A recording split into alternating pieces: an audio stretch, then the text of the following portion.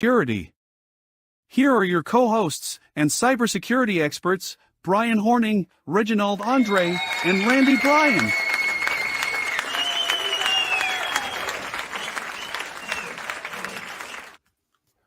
Well, good morning. Good Monday morning to you, gentlemen. Welcome to the Security Squawk podcast. We are coming to you live on a special Monday morning edition of the show because we have stuff to do this week. It's a short week with,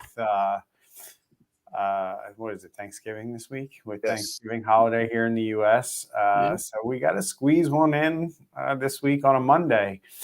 Remember, the show is about cybersecurity. What's going on out there in the world. We're going to bring you a bunch of stories today about some interesting cybersecurity topics, a follow-up on what the heck is happening over at Boeing, some interesting developments there. And actually, one of the things that has developed out of that, I was actually going to bring up as a possibility, and it actually ended up happening, which we'll talk about that in a few minutes.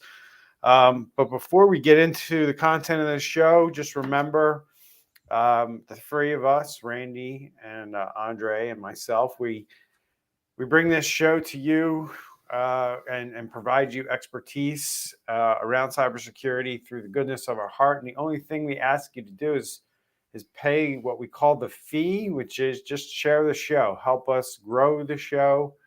And we will not take on advertising. We won't bore you with ads or anything like that. The only way we monetize the show, so to speak, is by helping you guys understand what this threat of cybersecurity is. And then in turn, you help us grow the show. You help us spread the word. You help us complete our mission of making sure that we're educating as many people as we can out there about this stuff. So that being said, guys, welcome to another week, a short week, probably, hopefully, potentially an eventful week or uneventful week. This is usually one of those weekends we head into where a lot of bad stuff happens. Because do you still think that that's the case? I mean, that used to kind of be the way the world maybe 2-3 years ago. You kind of, as cyber, as IT people, you kind of go into these holiday weekends with one eye open, right? And, you're always waiting for the proverbial other shoe to drop because you expect things to happen over these longer weekends because cyber criminals, I think, used to believe, or at least, they were probably right in their belief. And I kind of have a certain feeling about this nowadays. But let's hear from you guys. Do you guys think that it's still the case where cyber criminals strike over these holiday weekends, or do you just think it just doesn't matter anymore? We've seen instances where, remember, when the schools are about to open, and we've seen that's when they do it. So they do it in critical crunch times where it's you put a lot of squeeze on the company to make a decision. I think it's still open in the sense that, if they can do things where nobody's monitoring it or not monitoring as close, they can get a lot more things done. I remember it was around July the 4th, I believe, when I was at a water park and, I got a scam call from my bank and my guards were down. So I think especially for the users where their guards are going to be down, I think that may be a little good time for them to try. Yeah, and I would say, Brian, whatever brings them, and just going along with what Andre's saying, he's totally right.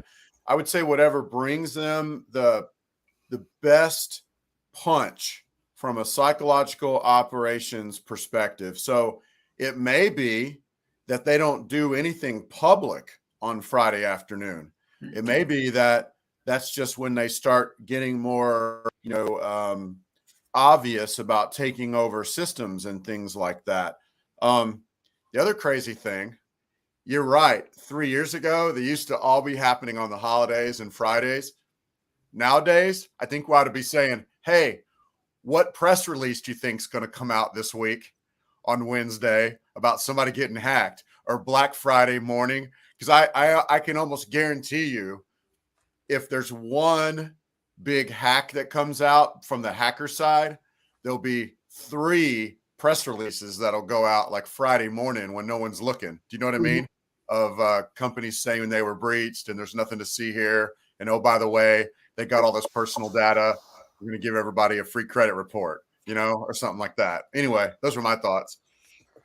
Yeah, those things tend to happen on those dates. That'll definitely be, and there's been enough cyber attacks in the recent, few weeks here where that's, definitely something where a company will look at Friday is to be a day that they can release some more information about something bad that happened to them, like Boeing.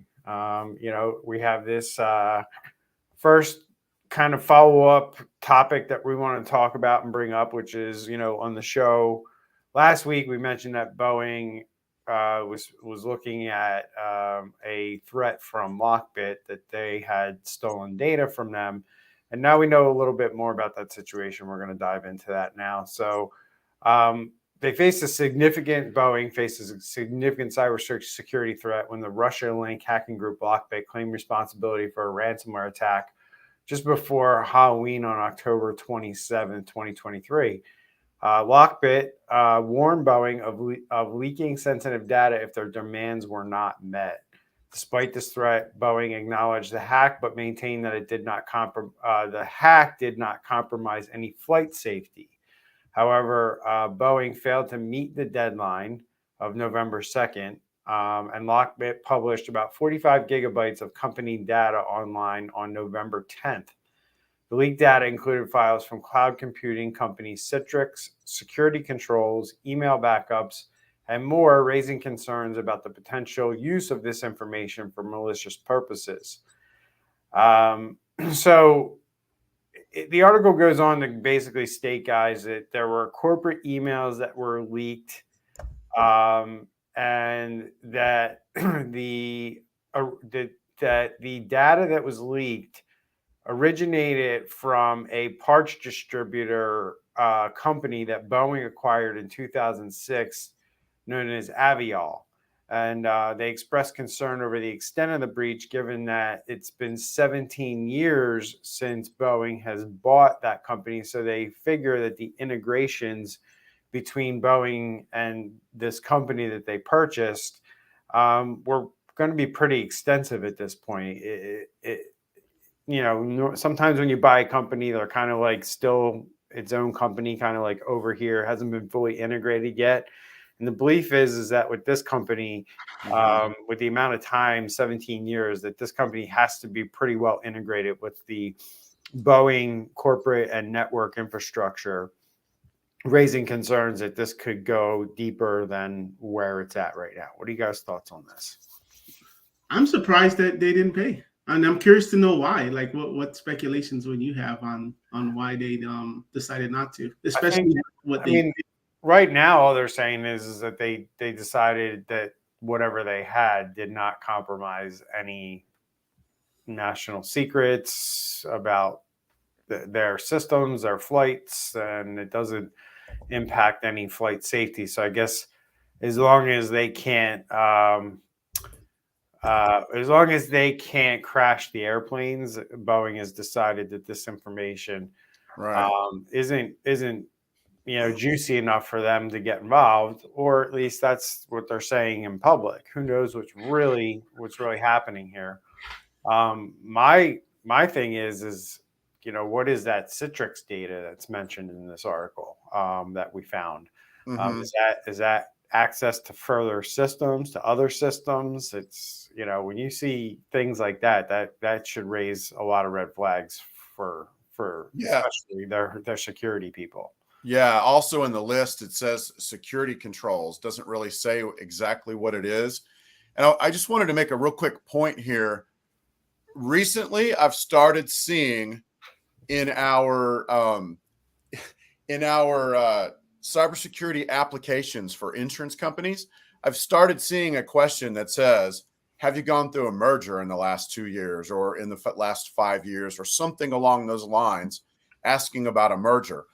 The reality is when two companies merge, you lower well, I don't know about lower the security, but you raise the possibility of a breach, because when you start talking about overlapping security, are we just going to leave it like that? Are we going to make sure that that overlap didn't create a new attack surface for the breach to get in on? Basically, bottom line, it makes the companies more susceptible to an attack. Now, in this case, this may not be the case, because this Avail, or however you pronounce it, this happened like 17 years ago, and the whole gist, I guess, here with that is 17 years ago, are they fully integrated now? Because if they are, that's really bad for Boeing, because that means that these bad guys are deep into the system. Or are they still kind of run as a separate network? But I think the moral of the story here, so many companies are going through mergers. When you go through a merger, be sure to bring in a cybersecurity expert and make sure that you're not leaving holes for the attackers to get in. Cool. Yeah. Andre, any further thoughts on what could be happening at Boeing? Not really. No, but I just still don't get it, because it's $73 billion company per year, and like you think $10-15 million is pocket change, Yeah, I mean, it's interesting from a lot of different levels. We'll find out more here. Why they ultimately decided not to pay, what other data gets released, how integrated this company really was with Boeing. It could be one of those things where Boeing just decided, like, hey, this is just one of those companies that we bought, maybe for a certain contract or for a certain part for an airplane or something that this company was specialized in, and maybe they were never really integrated into, or they were segmented out enough from the main pieces of Boeing's business, right? Other areas of the business where they just felt like it wasn't, the risk wasn't that great, and they just felt like, look, yeah, this company got hit. Boeing's a massive company, and they've bought thousands of companies over the years, especially in the defense space. There's a lot of small businesses out there where their only customer is the U.S. government, is the Department of Defense. And Boeing, a lot of times will buy up these companies, and they will, keep them under their umbrella. It's easier for production and just getting things done from their standpoint to have them under their umbrella rather than a separate company. Helps them win contracts at times. They can do things like sole source contracts and stuff like that, but they don't have to integrate them. They can kind of just keep them over here as kind of like their own little company. You just keep doing your thing, and that may have been what happened here. I may have mentioned it when we talked about it last week, when I talked about how Apple, a lot of times we hear Apple got hacked, and then a few days later we find out it was some supplier that supplies something to Apple, and it becomes a big story because the hackers think, oh, well, we got Apple here, when they really don't have Apple. This happens a lot with Sony. It happens a lot. I think we have a Toyota story, right? It happens a lot with Toyota. Toyota's has all these suppliers, and every time one of these little suppliers gets hacked, it's like, oh, Toyota got hacked. And you read the story, and it was really just some small supplier that really doesn't have to do anything with the main corporation of Toyota. So we'll find out. I think that we're going to find out that this company was more segmented than we thought. And at the same time, kudos to Boeing for doing this, right? Because we talk about network segmentation and making sure that you have things broken up in a way where if something happens to a little company over here, right, the redheaded stepchild, as Andre said, right, that it doesn't affect, the space program that Boeing's running, or the missile program that Boeing's running, right?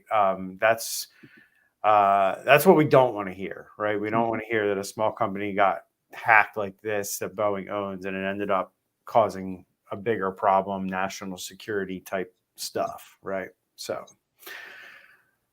but moving right along, we have the city of Long Long Beach, is it? With about 460,000 residents, recently announced it had suffered a cyber attack on November 14th. In response, the city shut down parts of its IT network to halt the spread of the attack. They've engaged a cybersecurity firm for the investigation, and the FBI has been notified. But the city took immediate action detecting the attack, disconnecting systems to prevent further spread, and a statement on their website indicated that systems would be offline for several days as a precaution during the investigation and any necessary remediation. While city email and phone systems are expected to remain functional and public facilities like City Hall will stay open, some online services will be unavailable, potentially causing delays in services and inconveniences to the public. Those services really haven't been defined yet, but we can kind of talk about what those services potentially could be in a city like this. Emergency services, however, are not affected by the downtime, and the specific nature of the cyber attack and whether data was stolen remain unclear, though the incident shares characteristics with a ransomware attack, which often involves data theft. No group has claimed responsibility for the attack, which is not unusual because these claims typically emerge a week or more after an incident, often as part of extortion attempts. Anything else you guys want to add to this? I think that's pretty much it. This is the 80th city or local government to be attacked in the United States in 2023, and data theft has occurred in 46 of the incidents. There, our little like sub motto, if you will, or core DNA is read between the lines. And there's actually some pretty good information here between the lines, if you think about it.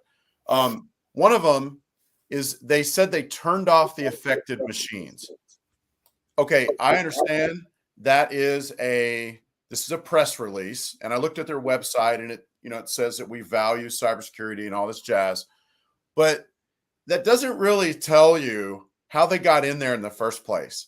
And just turning off some machines doesn't necessarily mean that, the bad guys are over there in Russia or wherever, they're like all in your system. They're like, oh gosh, they turned off our machines. I don't think it's that simple, right? Very likely they didn't turn off all the machines that the bad guys are in. So they make it sound like, oh, we've turned off some machines and we're going to just go wipe some stuff. And there's a huge battle going on right now behind the scenes, at the very, very minimum. And then the other thing is, just wanted to point it out, reading between the lines here, they called it an incident. And on their press release, they didn't really go into the whole thing. And that's actually good. Always talk to your lawyers before you make a press release. Don't come out and say it's ransomware right off the bat or whatever. Don't necessarily call it a breach right off the bat. Talk to your lawyer first and get some advice on what to say when you do the press release. And by the way, 80, that's huge. Just like Cindy said. Yeah, 80. I mean, do the math. We're only in month 11 right now. We still have a whole other month to go. Yep. So you're probably looking at, you're looking at like 7 to 8 more attacks before the end of the year. Mm-hmm. Your city, your town, small town America is going to get hacked, by the end of the year. It's definitely going to happen. It's the numbers won't change. They're not going to take a break in December. If anything, they're going to ramp it up more in December. And it could be more than 8. It could be 10. It could be 12. It's just too many, especially, for whatever reason, it seems like even though they are on the critical infrastructure list, it seems like they're kind of like on the list 1B, of the critical infrastructure. And it's nothing is getting done. Nothing seems to happen. And like we've said on this show a million times, nobody's coming to help you, save you with these problems. Everybody's got to start figuring this out on their own. And I think, schools across the country, cities across the country are learning this, and businesses are going to learn it. Hospitals and businesses are going to learn it too.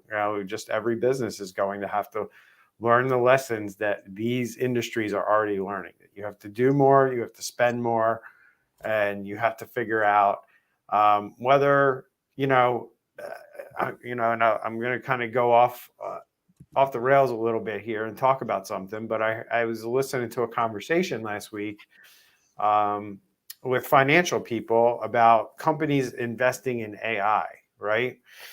And one of the things that I kind of look at a macro level is like AI, cybersecurity, companies that are publicly traded around this stuff, and start to look at it. If you look at it, we're in a weird spot right now, guys, and I want to open up this conversation a little bit, but cybersecurity companies, publicly traded ones, their stock is dropping, and AI companies is going up, right? So to me, what I look at that as a person who's going, wow, what are businesses really spending their IT budget on, right? Because it's all part of an IT budget, right? And it shouldn't be. Cybersecurity should be its own budget item outside of IT. And once companies figure that out, we'll get a lot better with this stuff. But, that's a whole problem in itself. But IT budgets alone, if businesses in the boardroom and CEOs and people making these decisions are starting to say, well, AI looks like a better investment for us than cybersecurity, you're going to get punched in the face in 2024 without a doubt. Yep.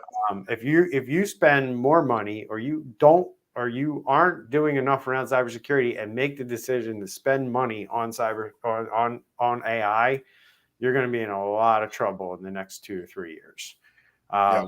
And that's just the reality. And I'm just giving a warning because I looked at it last week and I'm like, wow, look at all those AI companies and look at their stock prices. And honestly, these companies are all speculative.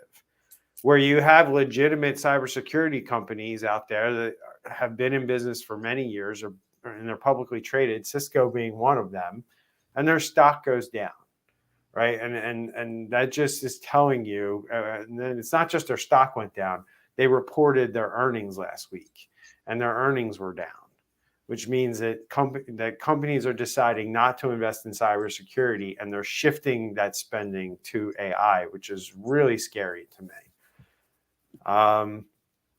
So moving right along, anything you guys want to add on this whole thing with this city in Long Beach, California, or are we good to go to just really quickly, I would just say, if you're from a city government and you're watching our show, we can't underscore how important this is to move forward with getting cyber secure and with securing. This is a national infrastructure thing, and securing our governments. And, I'm sure it's true where y'all are as well, Brian and Andre, but we're seeing a lot of cities in our area just drag their feet, man, and not do much about it. And it's disturbing. So we need to get off of that. I know that's kind of some of what you've been saying the last several minutes, but I'm just going to piggyback on that.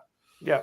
Yeah, but Randy, we need AI. It's going to make our streets safer, make us, get everything running better. I could just see that in the boardroom. It kind of just going back to what Brian, you spot on, Brian, as far as that. AI is the new buzzword. Everybody wants it, and our budget is going to be the one that takes the hit. Yeah. I mean, look, the reality of it is like, from where I sit, I've been in conversations in companies where they're literally, let me word this correctly.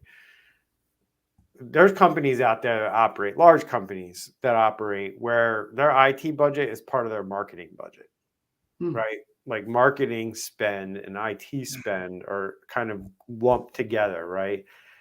I've dealt with companies where I've had to deal with the CMO because there was no CIO or technology person. They didn't really have an IT department established yet in the size of company that they were, but they had a chief marketing officer, and the chief marketing officer was the one who got the IT budget. Why? Because the IT budget, or at least in this company's eyes, IT was like social media, was like, running ads on Facebook and things like that. So it was funneled that way first before actual IT got their hands on it. And then by the time you're talking about, okay, marketing gets their cut, IT gets like a little piece over here, and then you're trying to do cybersecurity around that. You start to pull back the problems that this company has and how they're kind of allocating funds to their different departments, and the way that they're doing it, and not having an IT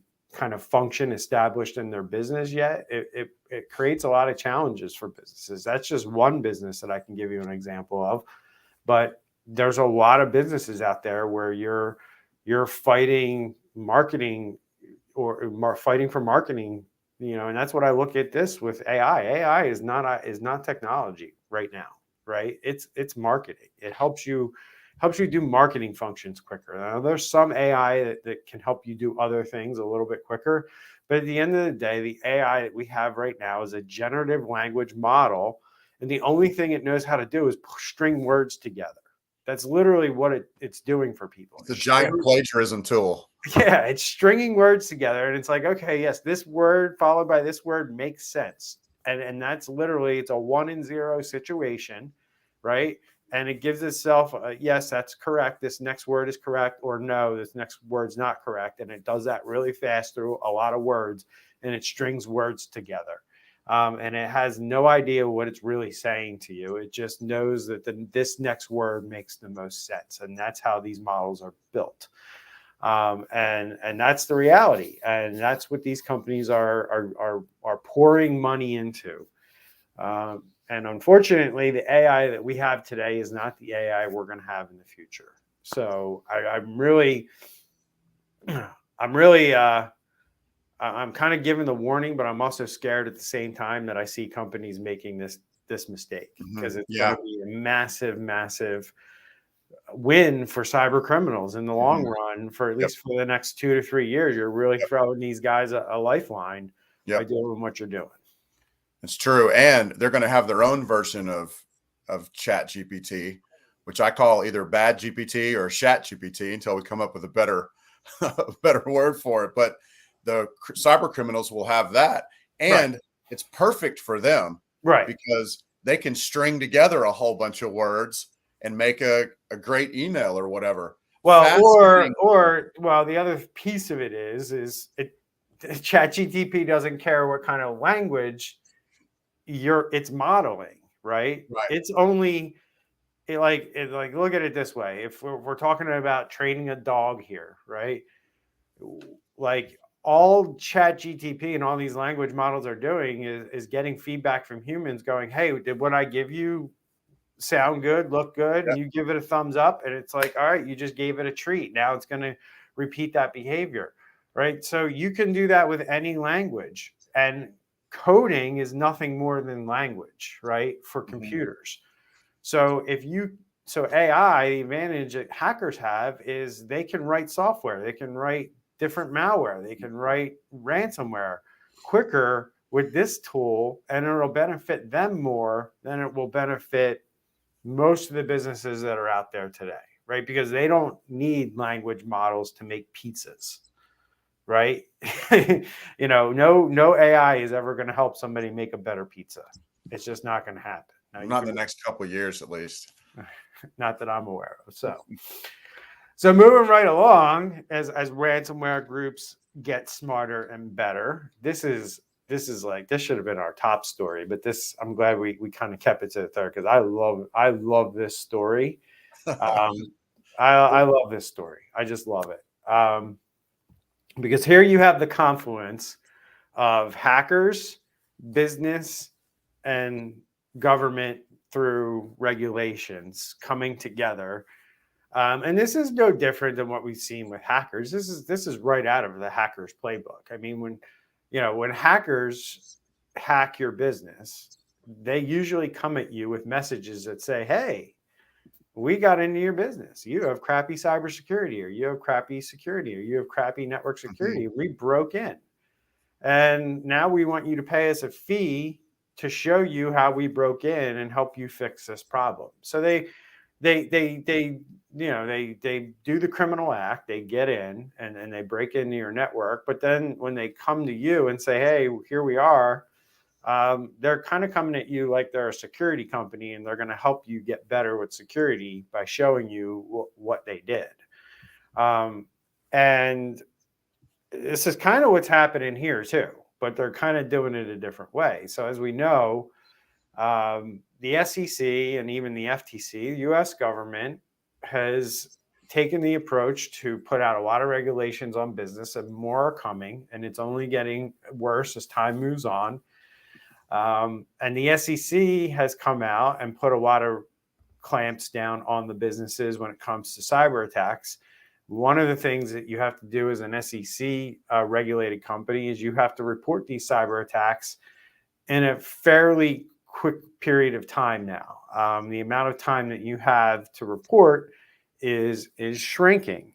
And it's pretty serious if you don't report, and you need to meet these deadlines. And a lot of publicly traded companies, even though a lot of these regulations, especially with the SEC, don't go into effect until December, a lot of companies that we've seen hit, and we've talked about it on this show, for the last 2 or 3 months have been kind of reporting things in the time frame that the SEC has laid out. And then you have some companies like this company called MeridianLink, who purportedly, according to BlackCat, has been hacked, or ALPHV, or whatever you want to call them today. According to this group, they've hacked this company. And instead of going public with it, they just went to the U.S. Securities and Exchange Commission, the SEC, and said, we hacked this company, and they didn't report it. Mm-hmm. And here we are. So let's get into it. So this BlackCat ransomware group has escalated their extortion tactics by filing a complaint with the U.S. SEC against MeridianLink, a software company they claim to have attacked. MeridianLink is a publicly traded company offering digital solutions to financial institutions, allegedly didn't disclose a cyber attack within the required 4-day period. ALPHV claims they breached MeridianLink's network on November 7th, stealing data but not encrypting the systems. They state that despite reaching out to MeridianLink, they did not respond to negotiate the ransom for the supposedly stolen data. Frustrated by the silence, ALPHV filed a complaint with the SEC, alleging that MeridianLink failed to disclose a significant breach involving customer and operational data. They even published a screenshot of the complaint form filled out on the SEC's website. So, what do you guys think about this little tactic? Well, we definitely see a little bad GPT used there in order for them to say, in your own words, describe the conduct or situation. That's pretty good English there. Yeah. And, this is a, we're talking a little bit in the green room, how there's still a little bit of sense of humor, trolling that's involved sometimes in some of these very serious events. But I think this even goes beyond that, though, because my first read of this is like, wow, that's just like classic troll. But what I really think this is a psyop. This is saying, we're not going to hide your dirty little secret after December 15th, when it's required to be basically reported within 4 days. Like, you can't count on us to hide your dirty little secret. You're still going to have to report. So there's not going to be any hiding. And that's a psyop, because that puts thumbs of pressure on the situation, makes them more likely to pay up. So here's, all right. So I'm going to, you're 100% right, Randy, but I'm going to I want to open up the discussion a little bit here, because, our companies, we're running a campaign right now in our company for the SEC regulations, right? We're trying to let companies know, like, by December 15, 2023, here are the things that you have to do if you're breached in any way, right? So, and a lot of this stuff that you have to do, you're going to want to have things done ahead of time, so you can comply within the 4-day window that you have to comply, right? And we're trying to do our thing and market and educate and let these publicly traded companies know, and anybody who's regulated by the SEC know, that here are the new rules and here's what you're going to have to do.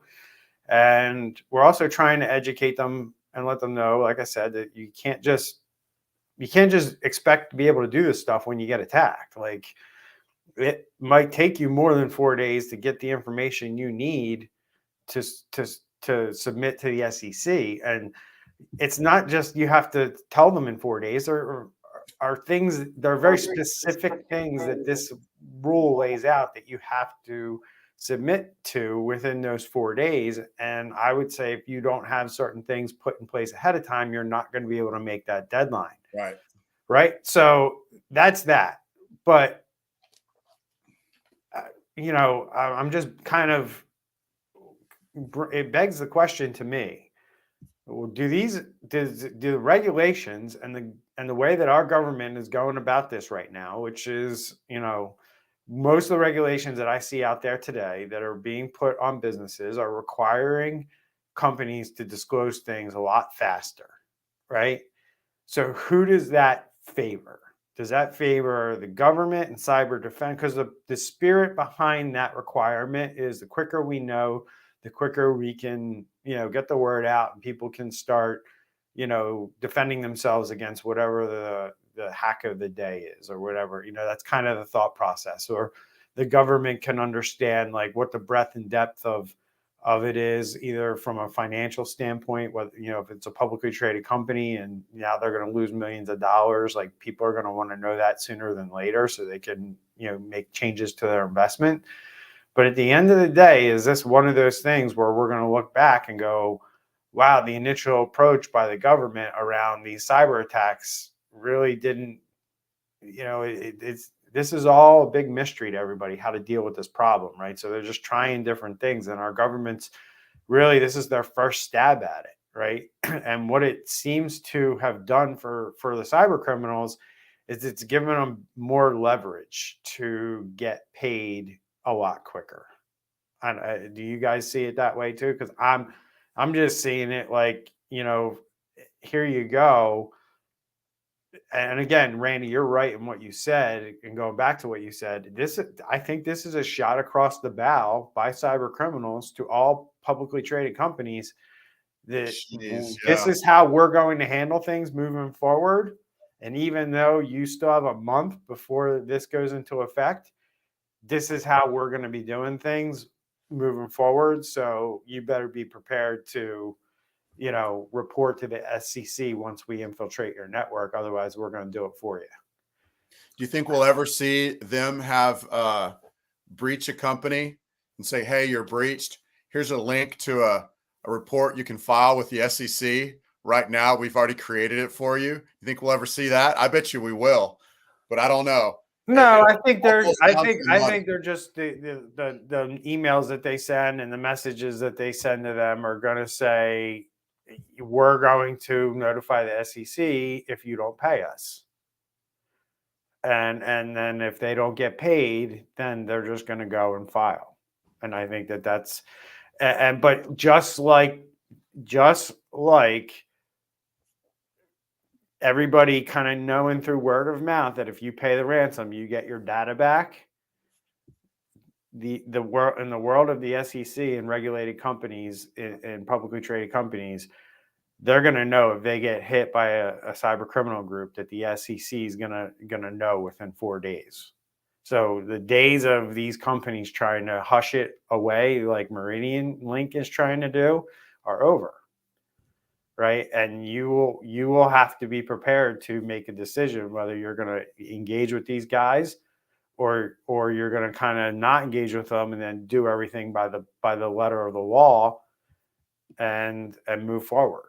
Right. And that's, so the days of you brushing this under the rug are over. Like it's clear as day. Like these things are going to get reported by either you yourself or the cyber criminal group. But this just gives more leverage to these companies or to these cyber criminal groups, in my opinion, to get paid. Oops, lost my mic. Yeah. Oh, I think it's going to benefit everybody. It's going to benefit, like how you said, Brian, you're doing the marketing. You're going to try to get new business from it, new clients from it. It's going to benefit the hackers because now they put the thumb on that pain point for the consumer, and then also for the companies.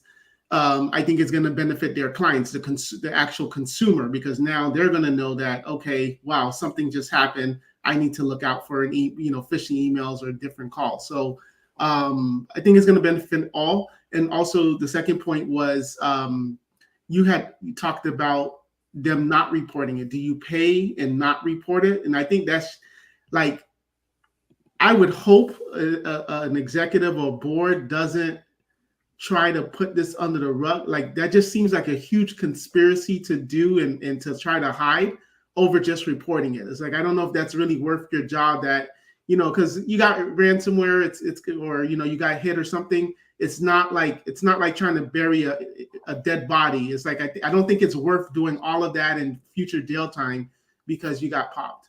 Yeah. Right. Well, that's all the other things that, I mean, yeah, look at the SolarWinds CISO, and there's another CISO I was reading last week who's on the hot seat right now. Executives are being held accountable for these decisions and how things were handled and when things were reported and why things were reported or weren't reported.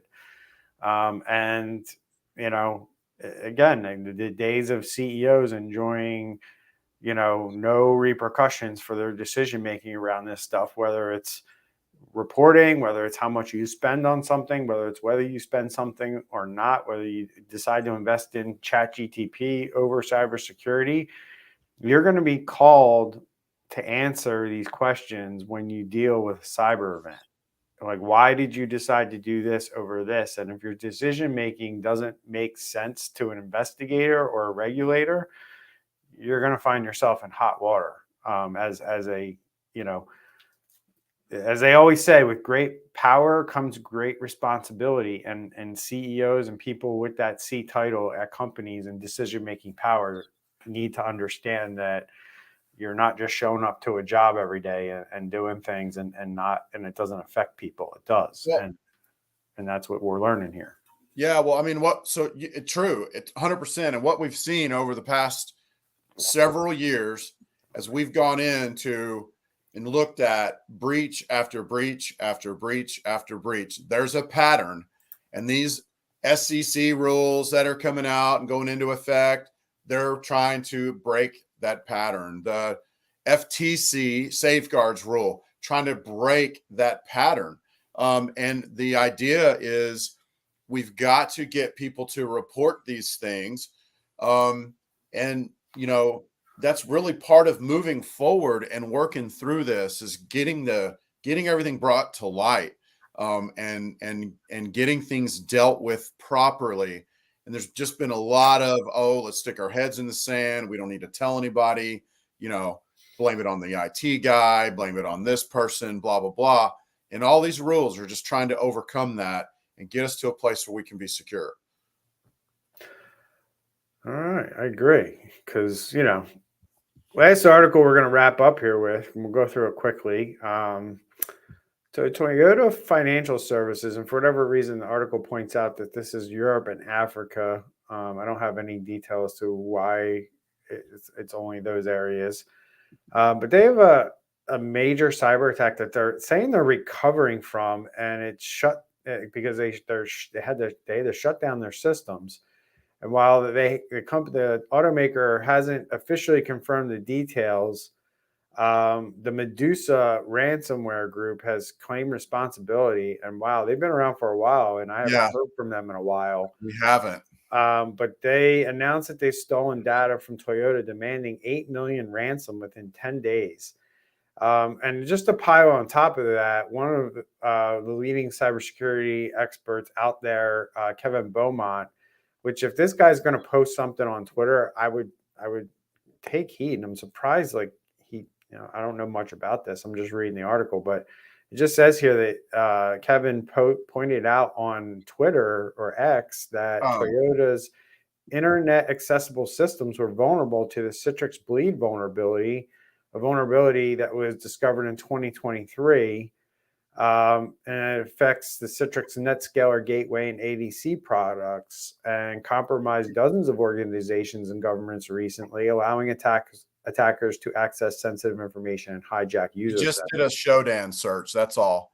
It's a Shodan search for that particular report. And then he just posted a screenshot of that on X. He's probably the first person to to do that. But yeah, this is a publicly vulnerable or a publicly available vulnerability, publicly facing vulnerability.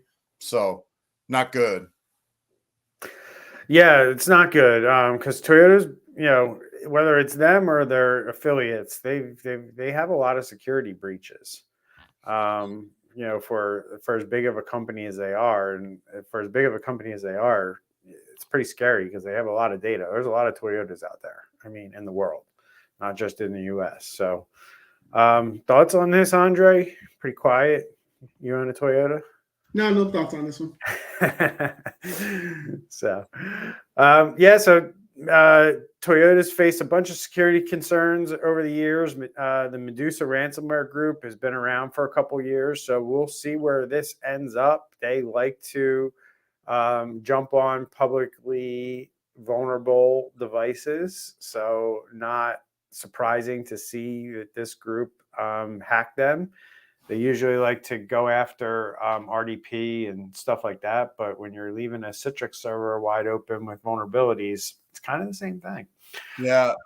This the search was November 9th that they did the search on Shodan for this. I wonder if it's been patched yet, but this doesn't is literally matter. They've been hit. So yeah, and it's literally the certificate that relates to what we're talking about right now. And as of the 9th, it was unpatched.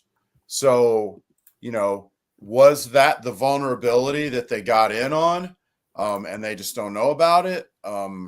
Is that a separate vulnerability that's open? It's not good. I'll tell you that. We'll know more soon. Yeah, Randy will update us. So. Good stuff, guys. Interesting where this stuff is evolving. Interesting that, publicly traded companies are now being extorted because of regulations put in place by our government. We'll see where all this goes as the world turns in cybersecurity, but that's why we do this show, because this stuff is ever changing. It changes fairly quickly now. It seems like it's changing a lot quicker now that the government's kind of biting down on different things here and there, and hopefully businesses are paying attention. So like I said, if you can help us by spreading the word on this show, by sharing it, liking it, putting a comment somewhere, all those little things help this show get out there and get in front of other people. And the three of us wish you and your family a happy and healthy Thanksgiving, and we will see everybody next week. Take care. Same normal time next week, right? As far as we know. Yep, normal time. See you then.